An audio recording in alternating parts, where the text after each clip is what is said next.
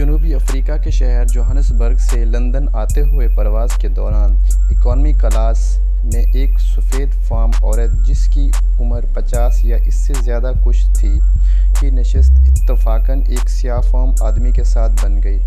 عورت کی بے چینی سے صاف لگ رہا تھا کہ وہ اس صورتحال سے قطعی خوش نہیں ہے۔ اس نے گھنٹی دے کر ایئر ہوسٹس کو بلایا اور کہا کہ تم اندازہ لگا سکتی ہو کہ میں کس قدر بری صورتحال سے دوچار ہوں۔ تم لوگوں نے مجھے ایک سیاہ فام کے پہلو میں بٹھا دیا ہے۔ میں اس بات پر قطعی راضی نہیں ہوں کہ ایسے گندے شخص کے ساتھ سفر کروں۔ تم لوگ میرے لیے متبادل سیٹ کا انتظام کرو۔ ایئر ہوسٹس جو کہ ایک عرب ممالک سے تعلق رکھنے والی تھی، اس عورت سے کہا، محترمہ آپ تسلی رکھیں، ویسے تو جہاز مکمل طور پر بھرا ہوا ہے، لیکن میں کوشش کرتی ہوں کہ کہیں کوئی ایک خالی سیٹ تلاش کروں۔ ایئر ہوسٹس گئی اور کچھ ہی لمحات کے بعد لوٹی تو اس عورت سے کہا، محترمہ جس طرح میں نے آپ کو پہلے ہی بتایا تھا کہ جہاز تو مکمل طور پر بھرا ہوا ہے اور اکانومی کلاس میں ایک بھی سیٹ خالی نہیں ہے۔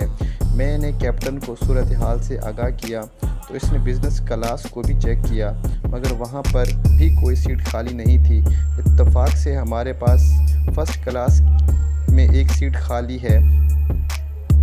اس سے پہلے کہ وہ سفید فام عورت کچھ کہتی، ایئر ہوسٹس نے اپنی بات کو مکمل کرتے ہوئے کہا، ہماری کمپنی ویسے تو کسی اکانومی کلاس کے مسافر کو فرسٹ کلاس میں نہیں بٹھاتی، لیکن اس خصوصی صورتحال میں کیپٹن نے فیصلہ کیا ہے کہ کوئی شخص ایسے گندے شخص کے ساتھ بیٹھ کر اپنا سفر ہرگز خراب نہ کرے۔ لہٰذا ایئر ہوسٹس نے اپنا رخ سیاہ فام کی طرف کرتے ہوئے کہا، جناب محترم، کیا آپ اپنا دستی سامان اٹھا کر میرے ساتھ تشریف لائیں گے؟